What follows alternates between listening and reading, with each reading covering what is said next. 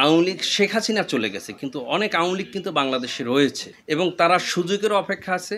আমাদের যে এখন যে সাংগঠনিক যে দলগুলো আছে, গণতান্ত্রিক যে দলগুলো আছে, এই দলগুলো যদি কোনোভাবে কোনো স্লিপ করে বা কোনোভাবে মিস্টেক করে, তাইলে এই যারা বাংলাদেশে অবস্থান করছে এদেরকে লেলিয়ে দিয়ে দেশের পরিস্থিতি আরও খারাপ করবে। এদেশের প্রত্যেকটা জনগণ, প্রত্যেকটা নাগরিক এই 5 তারিখে 5ই আগস্ট 2024 বিদায় হওয়ার পরে এদেশে একটার পর একটা অনেকগুলো আন্দোলন করেছে, শিক্ষক দিয়ে, রিকশাওয়ালা দিয়ে, সিকিউরিটি গার্ড দিয়ে।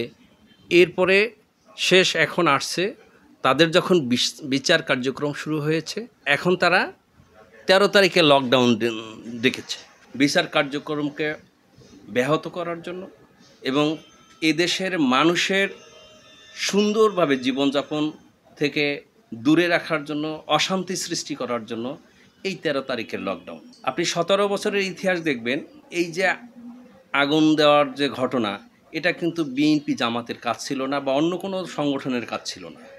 এই জন্য আমাদের উচিত হবে এবং বর্তমান অন্তর্বর্তীকালীন সরকার, ইউনূস সরকার যেহেতু আছে, তাদের উচিত হবে এদেরকে শক্ত হাতে দমন করা এবং আইনি প্রক্রিয়া এবং প্রশাসনিক যত অর্গানাইজেশন আছেন প্রত্যেকে সচেতন হওয়া এবং এরা সচেতনভাবে যদি এদেরকে মোকাবেলা করে, তাহলে এদেশের জনগণ, সাধারণ মানুষ এই সরকারের পক্ষে আছে এবং এটা মোকাবেলা করা সম্ভব।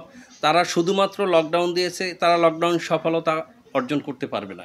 যে আওয়ামী লীগের এখন বর্তমানে রাজনৈতিক কর্মকাণ্ড স্থগিত করা হয়েছে, তাদের নিবন্ধনও স্টে করা হয়েছে।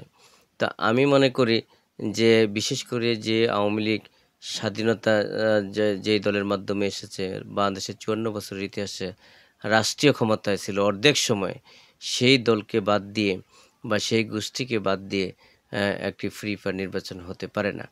তো আমরা আশা করব সকল দলের অংশগ্রহণের মধ্য দিয়ে বাংলাদেশের সকল রাজনৈতিক দল অংশগ্রহণ করবে এবং বাংলাদেশে একটা উৎসবমুখর পরিবেশে নির্বাচন হবে।